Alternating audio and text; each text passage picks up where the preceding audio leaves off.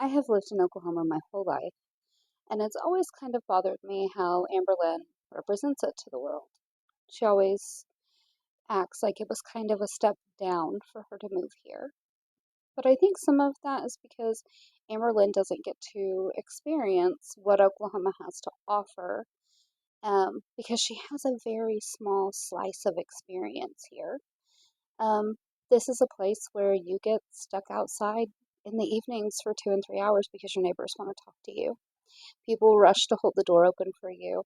The old ladies that work at the grocery store, they call you baby and darling, and they act like they've waited all day to see you and you are just a joy. Everybody says thank you and yes ma'am and no ma'am. You wave at strangers. Um, this is kind of a old town place. It is a little slow moving. Um, but I think some of it too is that Amber hasn't really gotten to see what the Oklahoma spirit looks like. I lived through the Murrah bombing. It shook my house while I was home, and I watched our crime rates drop and our communities come together to support people.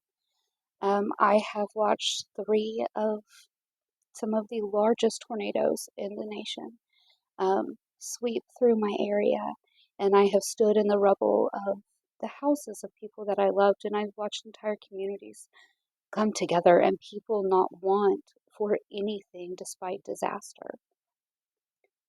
We have an amazing nightlife. We have some of the best music venues. I mean, you can find anything from your little hole in the wall punk clubs that only let 75 people in a show. Um, we have our metal venues that only let in 200 people. Um, there are tons of, um, nightclubs downtown, and we have some of the best festivals that go on just here. They only exist here. We also have a lot of our native culture is still very seen in the area and very celebrated, but she doesn't get to experience any of that. And I've never really had the ability to stand up and say anything about how she represents Oklahoma to the world until now. So, since Aunt Tammy,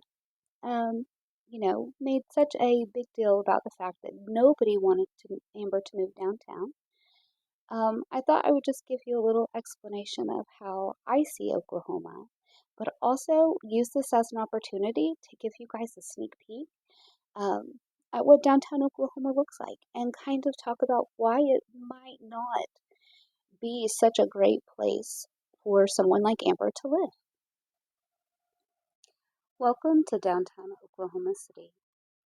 Um, we are just coming in off the highway and we're going to go through the center of downtown first.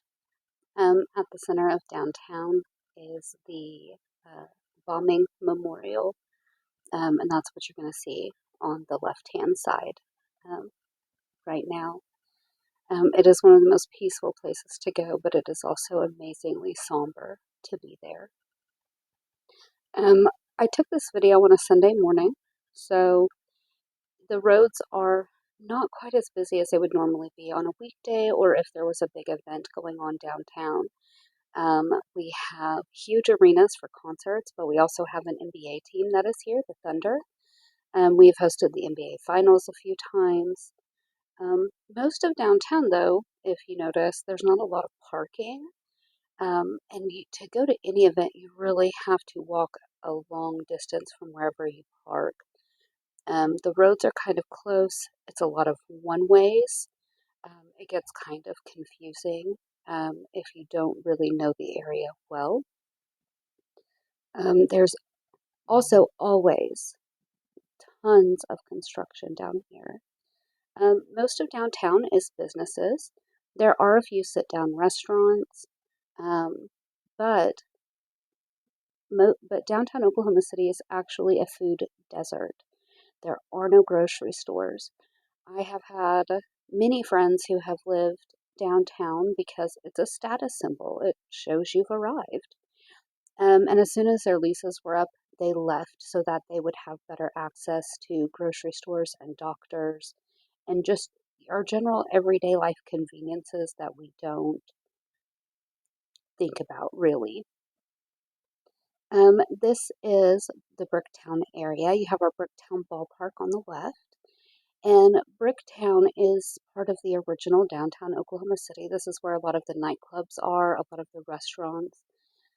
We also have the river walk down here where you can ride boats through the canal and take tours and stuff like that. Bricktown is absolutely insane. That's right, Hamby. We're in a Jeep if you saw that reflection. But that's the river walk down there that you're seeing. And this place is just absolutely bustling. But to get everywhere, you have to walk. If you look and see, there is no parking. There's no place to park. Where you would generally park around on the curb is where all of our trams and city buses run. So there's really no place to park unless you pay for parking and walk everywhere that you go. We're now going to go towards the outskirts of downtown. And the center of downtown is gorgeous, but once you get on the outskirts, things are a little bit more run down. This is also where some of our psychiatric hospitals are. Um, so we have a lot of homeless in this area. Here's the construction I was talking about. We have 4 different homeless shelters downtown.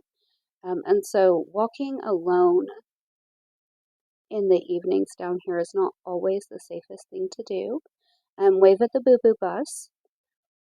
Um, so for somebody like Amber, even if she was out walking, this wouldn't be the safest place for her. Um, there is a food mart right there. That's going to be the closest thing that you're going to find to a grocery store in this area.